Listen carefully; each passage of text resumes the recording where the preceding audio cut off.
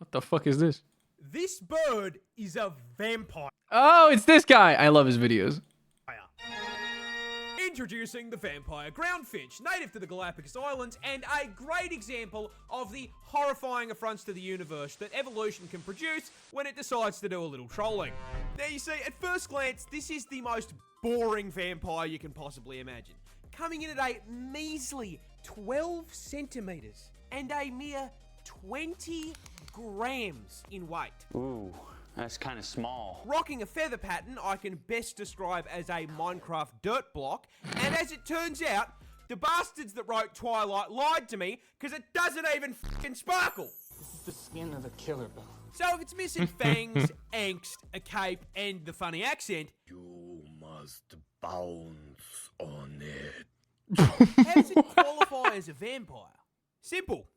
Drinks a shitload of blood. You see, most birds eat seeds and insects, and while the vampire finch can eat those too, there is a problem. They live on an island, and that island is very small. In fact, they're only found on 2 of the Galapagos Islands, and small islands means a far smaller amount of that food to go around. To the point where these finches can't rely on it as their sole source, which for a bird usually isn't a problem, because, you know, they don't need a plane ticket to just f*** off and fly somewhere. However, as the name suggests, the vampire ground finch can't fly for shit. So, how do they get their food? They suck it out of someone that can. This, don't laugh, is the Nazca booby. Hey, stop giggling back there. Another species of bird native to the islands. They are very strong flyers that feed on fish.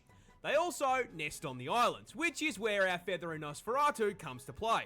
You see, when the boobies, stop giggling, come to roost, the vampire finch will sneak over and hop onto their back. Then, using their razor-sharp beak, they will poke a very small, borderline painless hole into one of the bird's flight feathers. Once the blood is flowing freely, the vampire finch gorge themselves on it. See, as it turns out, blood is macro-friendly. And considering these things are living creatures, they just make more blood. In essence, giving the vampire finch an infinite food source. In fact, they can get so much blood from these birds, it is not uncommon to see multiple finches sucking from the same booby. Okay, man. I'm sorry, I can't say that shit. Okay, man.